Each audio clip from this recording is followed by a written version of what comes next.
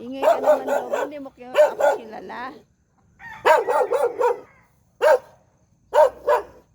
Tinatahulan ako ng aso guys. Di ako kilala.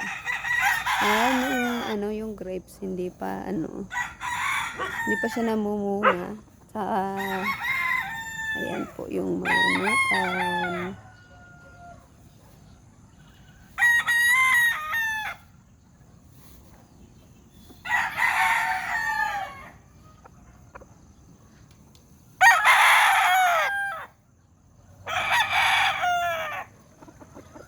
Ayan. Dami. Guys. Oh!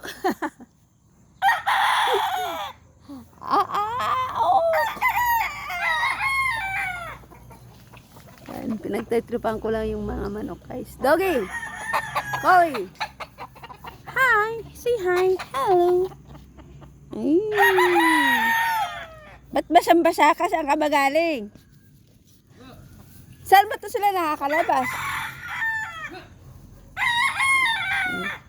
Ayun yung aking darling. So, mga alaga ng aking asawa to guys.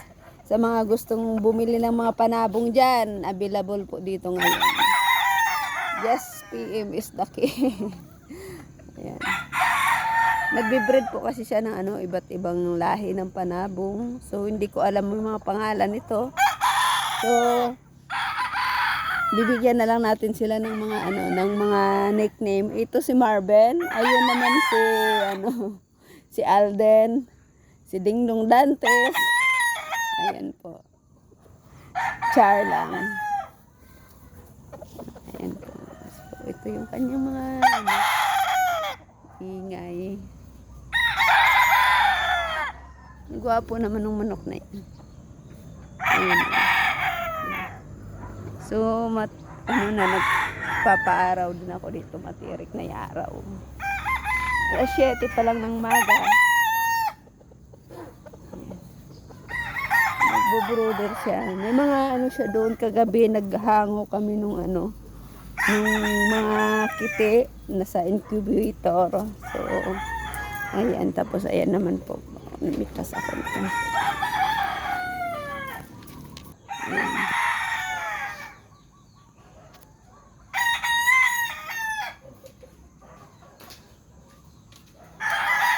Hindi abot ang wifi doon. Saan? Doon. Hindi ako nakapag-live. Kaya streaming na lang sa akin. I-upload ko mamaya.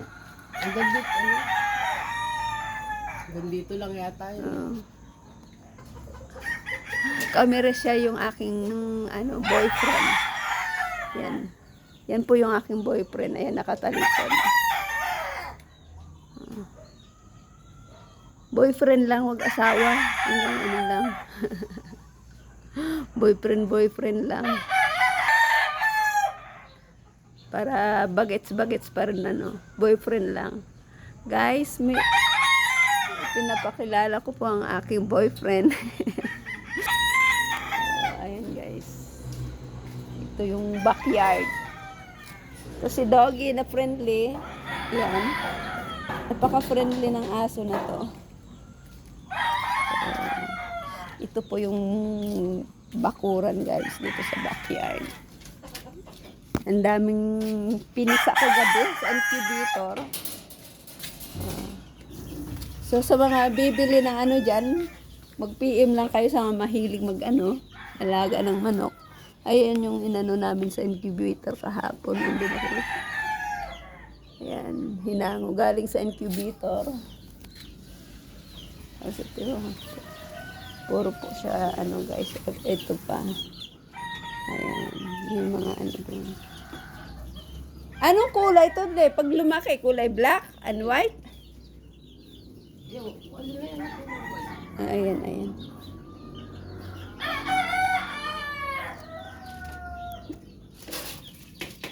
Tapos, andito pa po. Ito din yung galing incubator kahapon.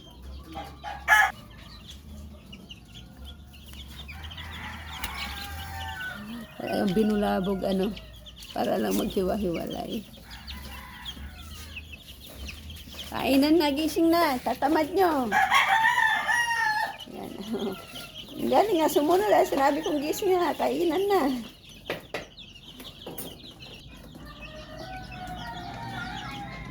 Buhay dito sa probinsya, pagkagising, maunang kakain yung mga manok kaysa tao.